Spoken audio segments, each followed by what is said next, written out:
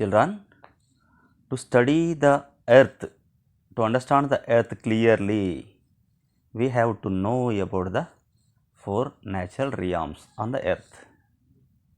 So, what is realm here? Realm is an area which have some common features. So, an area which have some common features, it is called realm, like a region. Here we have the four realms. What are they?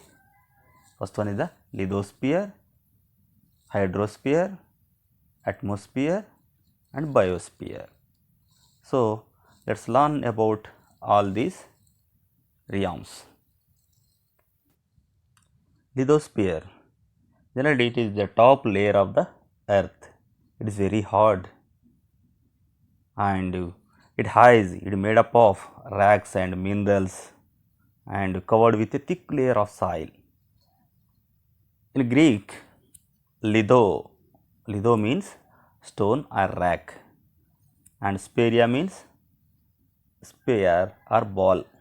So, it is nothing but it is the sphere of rocks and minerals, and of course, it is not smooth, it is uneven due to it has the mountains and plateaus or some of the highlands like hillside and also plains also there and deep valleys and some of the deep basins.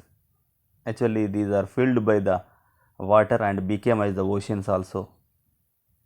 And many of the features on the lithosphere are formed by the activity of wind and water. And we can observe the relation between the air surrounded the earth's surface and this lithosphere. When the lithosphere heats up due to the sun rays and when it is cooled down, it influences the air and water too. Due to these influence of the air and water, we get the sea breezes and land breezes, and also winds can move on the earth's surface with the high pressure and low pressure. When the temperature is increased, low pressure is created. So, we have the low pressure belts and high pressure belts on the earth's surface. Automatically, it leads to the movement of the wind. Then the hydrosphere. Hydrosphere is the water sphere. The realm of water is called hydrosphere. Here in Greek, heuder means water. So, this is the sphere of water. Generally, we can find the water on the earth's surface in the form of groundwater and the surface water.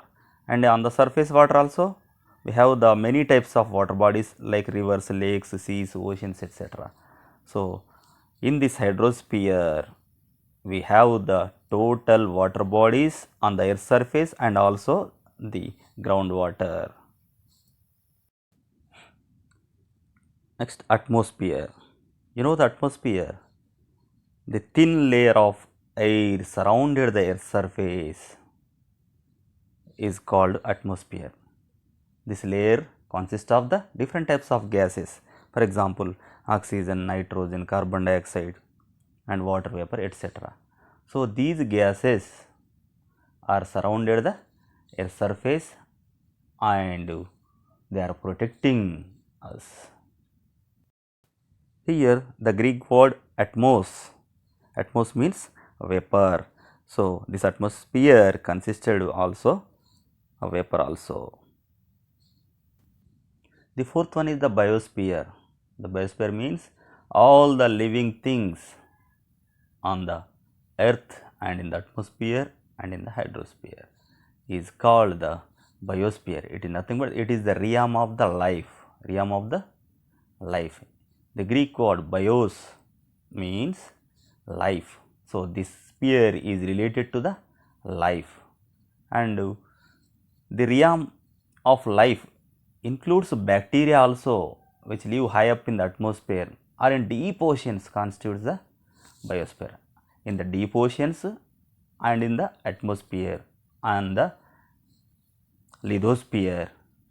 The whichever, so wherever the living thing is there, it covers the biosphere. Suddenly, we know the living things need the presence of all these three realms.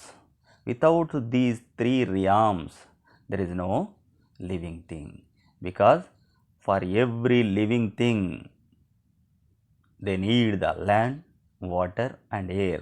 Land is related to lithosphere and water is related to hydrosphere and air is related to atmosphere.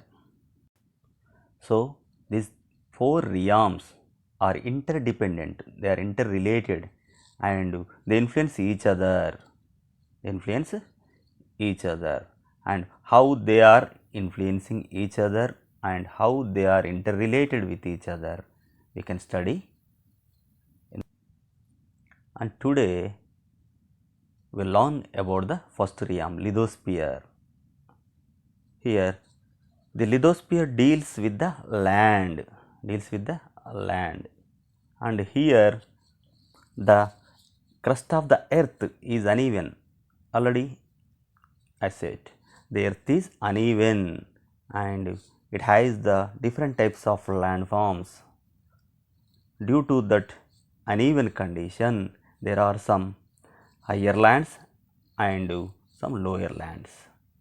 So, the higher lands, they became as the continents and the lower lands, they became as the oceans. The lower lands also called the low basins.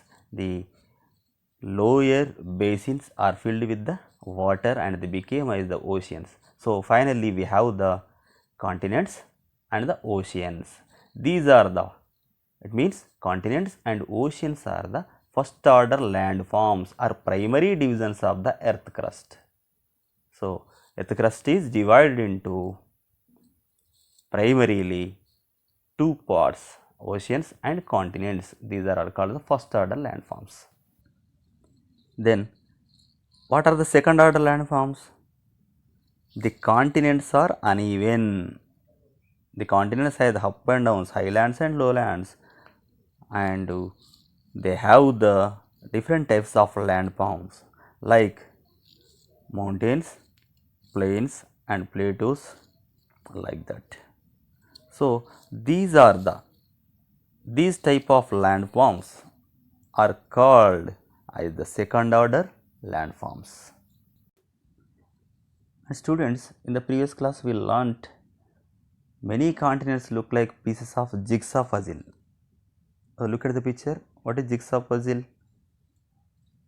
The continents, once they were all together in the port of Pangaea, and slowly they broke up and moves away from each other, and now they reach to present position. So, you know how the continents are there and we can see on the world map too. So, jigsaw puzzle, it is a puzzle. A picture is drawn on a cardboard or wood and it can be cut into pieces. We have to join them, we have to fit together all that picture. Finally, we have to make the picture. In the same way, we have this type of this type of jigsaw puzzle in our continents also we can see. Okay, after careful observation, geologists concluded that all the continents and oceans are situated on a massive base of rock called plates. So, it is nothing but the oceans and continents are situated on a plate. This plate is made up of the rocks, that is a hard rock. Here these types of plates on the earth mantle, these types of plates are moving slowly on the earth mantle, they are floating on the mantle. They are moving slowly, very slowly. We cannot identify that. So, there are 7 major plates are there. So, on these plates we have the continents and oceans, and there are 7 major plates, and here the 7 major plates are: one is the African plate, North American plate, South American plate, Indo-Australian plate, Antarctic plate, and Eurasian plate, and Pacific plate. Okay, among the all these major plates we have some minor plates also there. For example, Nazca and Arabian plates, these are the minor plates. Generally the plates actually float on the mantle. So they float on the mantle and they move slowly. So we cannot feel that movement. And one plate, for example, one plate pushes another plate, neighboring plate, and where the two plates meet and push each other, and one is pushed under the mantle and the another plate is pushed up to form a chain of mountains. So the Himalayan mountains are formed like this. For example, we take a paper and we push both sides of the paper will be folded. In the same way, the Himalayas are formed by the folding process here. So, while geologists studying the crust under the sea, they discovered under the Pacific Ocean some mid-ocean ridges or ranges on the sea floor of the Pacific Ocean. Generally, these mid-ocean ridges or ranges formed by the lava, which lava rised up from the mantle, from the weak surfaces. The ridges creates new ocean floor made of basalt rocks. The new ocean floor, it is made up of basalt rocks, and this new ocean floor will spread. Thus, the mid-ocean ridges contain the newest crust formed on the this fresh crust, the new crust is being slowly pulled away from the ridges. So, widening the ocean basin. The ocean basin will be widened due to the pulling of this crust. So, this leads to sea floor spreading. This is called as the sea floor spreading. Drama at the margins. The margins are the boundaries of the plates. They have the great geological activity. At the boundaries, the different types of movements will take place. Here we have the 3 types of movements here: the convergent movement, the divergent movement, the transform movement. So, what is convergent movement? In this convergent movement, the two plates move towards each other. So, generally the two plates are coming to meet each other. They are touching each other, they are pushing each other. Here sometimes the folds will be created. Due to that folds, mountains are formed like the Himalayas, and sometimes the first plate will goes down and the second plate will rises up. The which plate goes down, it will be molten due to the hot lava of the mantle. The second one is the divergent movement. Divergent movement, the plates are moving away from each other. They are moving opposite side to each other. Due to that movement, the valleys are created here. And the third one is the transform movement. You can see in the picture, the two plates are there. They are placed side by side and they are moving not together each other or not away from each other. They are moving side by side. They have their own way. They have some touch with each other. Due to that small disturbances, the earthquakes and volcanoes are occurred along these boundaries of the two plates in the transform movement. So, changes in the lithosphere. There are two kinds of changes in the lithosphere. The first one is the slow movement and the second one is the sudden movement. In slow movement, We have seen the formation of crust, movements of the continental plates, and they return to the mantle. You have observed that. In the sudden movement, there are volcanoes eruption and earthquakes are there. The sudden movements can be destructive. Sometimes they causes much damage. Here we can see the volcanoes. Volcanoes. Generally, volcanoes are the places. On that places, the molten material of the mantle erupts through the fissures and faults of the earth's surface. So, through the fissures, where the fissures and faults are there, the surface is weakened there. Through that weak points, the molten material of the mantle will erupt, and this molten material includes steam, smoke, and some rags, ash, dust, and spreads out in the atmosphere. The molten material, after some time, it will be cooled down. After cooling, they become as igneous rocks. Of course, some parts of the lava may not reach the surface. Before reaching the surface, it will be cooled down between the layers of the rocks.